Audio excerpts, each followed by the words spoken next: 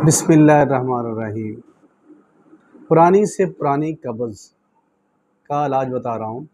ऐसी कब्ज़ जिसकी वजह से आप कई घंटे वॉशरूम में बैठे रहते हैं, जिसकी वजह से टांगों में अकड़ाव, घुटनों में दर्द शुरू हो जाता है, तबीयत में बेचैनी, सुस्ती, टेंशन रहती है।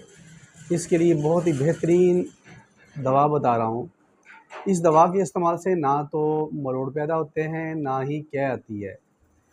तो इसमें इस्तेमाल होने वाले अज्जा ये हैं: सकमुनिया असल 20 ग्राम, ताज मुसफ़ा 20 ग्राम, फलफल दराज 20 ग्राम, तुरबत सफ़ेद 20 ग्राम, जलाबा हरड़ 20 ग्राम, सत मुसब्बर स्याह 20 ग्राम, मगज़ बादाम अमेरिकन यानी कि अच्छे वाले बादाम 20 ग्राम।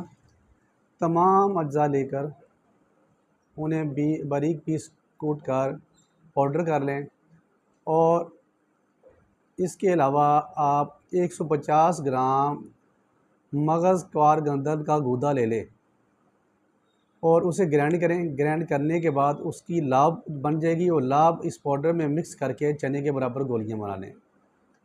रात सोते वक्त 1 या 2 गोली नीम गर्म दूध के साथ इस्तेमाल करें।